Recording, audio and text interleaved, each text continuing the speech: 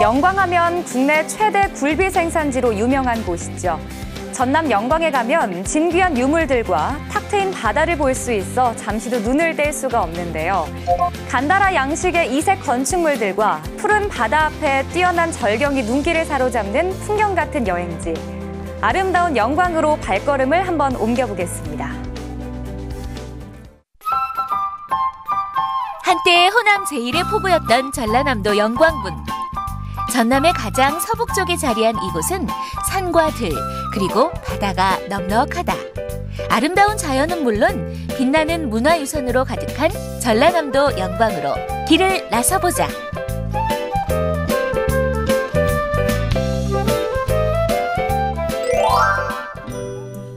영광에는 구석구석 다양한 문화유산이 숨어있다.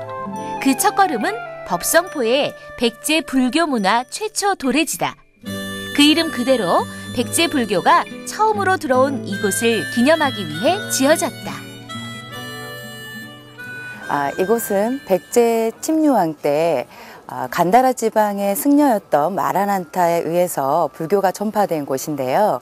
법성포의 이름은 법자는 불교를 의미하고 성은 성인이 불교를 전파한 곳이라는 의미에서 성인이 불법을 전파한 포구다라는 의미입니다.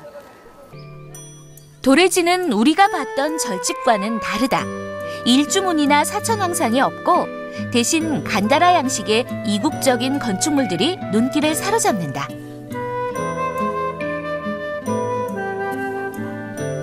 이곳은 법당인 부용루.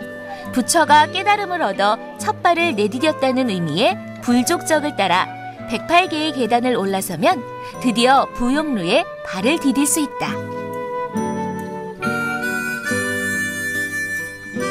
발 아래 펼쳐진 서해바다와 도래지를 조망할 수 있는 누각인데 무엇보다 1층에 새겨진 간다라 조각 기법의 석벽으로 유명하다. 이곳은 부용루입니다. 부용루는 이곳 앞바닥 모양이 연꽃 모양을 닮았다고 해서 부용루라는 이름으로 지어졌는데요. 이곳의 성면에 조각이 되어 있는 것은 23면에 각각 조각이 되어 있습니다. 보시면 내용은 부처님의 전생부터 고행의 끝까지의 수행의 일대기가 조각이 되어 있습니다. 그리고 계단을 더 올라서면 사면 대불상과 마주한다. 높이가 자그마치 23.7m. 그 거대한 크기에서부터 위험이 느껴지는데 암석의 동굴을 파서 만든 석굴사원 형식이다. 아미타불을 주존불로 하고 좌우에 관음보살이, 다른 한쪽은 마라난타가 부처를 받들고 있다. 저 멀리 불교 도래지 풍광이 한눈에 펼쳐지는 것은 물론 탁 트인 바다를 조망할 수 있어 백제 불교 문화 최초 도래지 가운데서도 경관이 아름답기로 유명하다.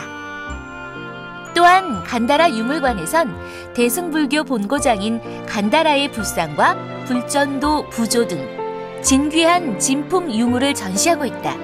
간다라 미술 양식을 한눈에 살펴볼 수 있는 곳이다. 백제 발원지라고 들고 알고 있거든요. 근데 굉장히 와서 보니까 좋네요. 기분도 좋고. 여러 사찰 많이 다녀본 건 아니지만 굉장히 정교하게 잘 해놓으신 것 같고요. 그다음에 일단은 저 갯벌이 이렇게 보이니까 마음이 시원하고 그런 것 같아요. 이번엔 칠산바다를 따라 비릿한 갯내음을 따라 법성포 굴비거리로 걸음을 옮겨보자. 법성포는 서해바다가 육지 안쪽까지 깊숙이 들어와 있는데 조선 후기까지 조창이 설치된 호남 제1의 포부였다. 한때 쇠락의 길을 걸었지만 지금의 법성포를 있게 한 것은 바로 굴비다. 이곳은 국내 최대 굴비 생산지로 굴비 가게와 식당들이 즐비하다. 예로부터 저희가 굴비를 말리는 철에 북서풍이 붑니다. 그리고 또 하나는 뭐냐면은 아침과 저녁에 온도 차이가 굉장히 심합니다. 그래서 굴비를 말리는데 최적의 조건이 되어 있습니다. 그것 때문에 법성포 굴비가 맛있는 이유입니다. 법성포 굴비거리를 빠져나와 이번엔 불갑산으로 향한다. 가을의 끝자락, 붉은 단풍 물결이 사람들을 반긴다.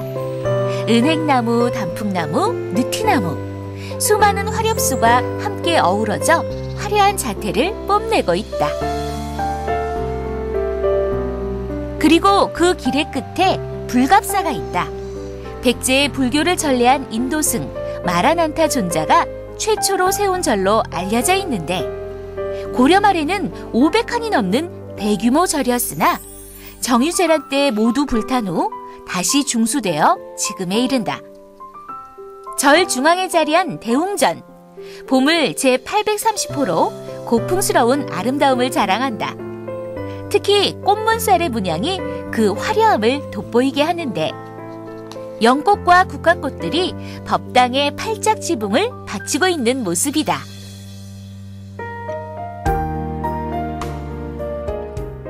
이 법당을 지을 당시에 이 문을 조각하는 조각가 분이 계셨는데요. 이 조각가가 내가 이 일을 끝마치기 전까지는 안을 들여다보지 말아달라라고 부탁을 했습니다. 그런데 이 밥을 짓는 공양주가 너무 궁금한 나머지 안을 들여다보게 됐어요. 그러자 이 조각가는 바로 피를 토하고 죽게 됐는데, 그 피에서 까치 한 마리가 날아갔다고 합니다. 그래서 이 대웅전 안의 벽화를 보시면 까치 한 마리가 이렇게 졸고 있는 모습을 볼 수 있습니다.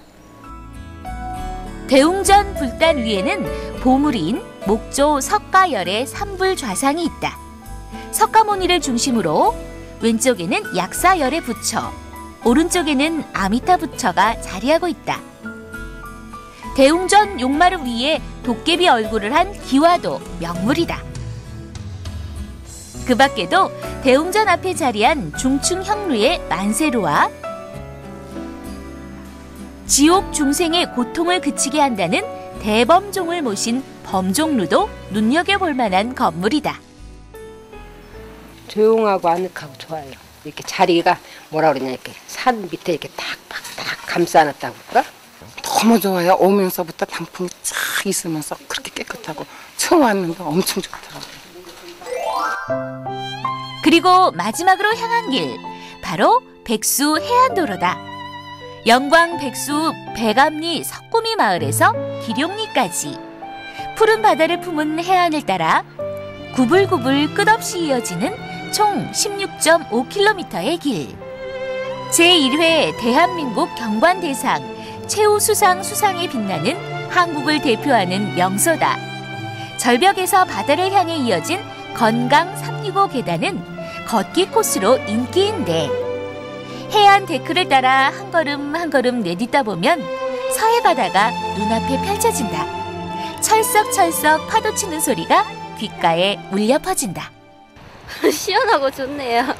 날씨가 좀 추울 줄 알았는데 오늘은 좀 날씨가 따뜻해서 애들 놀기에도 괜찮고 좋은 것 같아요. 눈부시게 푸른 바다와 그 위에 집을 짓고 사는 바위들까지, 그야말로 빼고 붙일 것이 없이 멋진 풍경화 한 폭이다.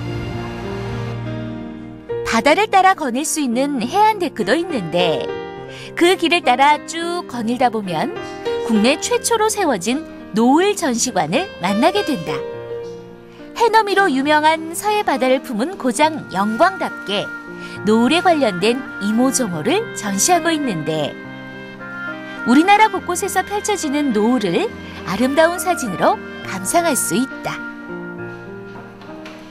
그리고 어느덧 해가 저물기 시작하는 시간.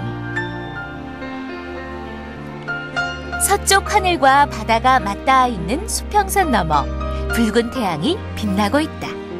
역시 국내 3대 낙조로 손꼽힐 만큼 눈을 뗄 수 없는 장관.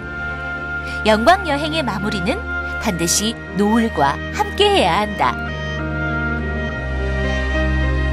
가슴이 뻥 뚫리는 푸른 바다에 눈을 적시고 굽이굽이 숨어있는 역사 이야기에 귀 기울일 수 있는 서해 남쪽 전남 영광. 때묻지 않은 자연 속에서 몸과 마음을 가다듬으며 지난해를 돌이켜보고 또한 새롭게 다짐하며 연말 연시를 보내기에 안성맞춤인 여행지다.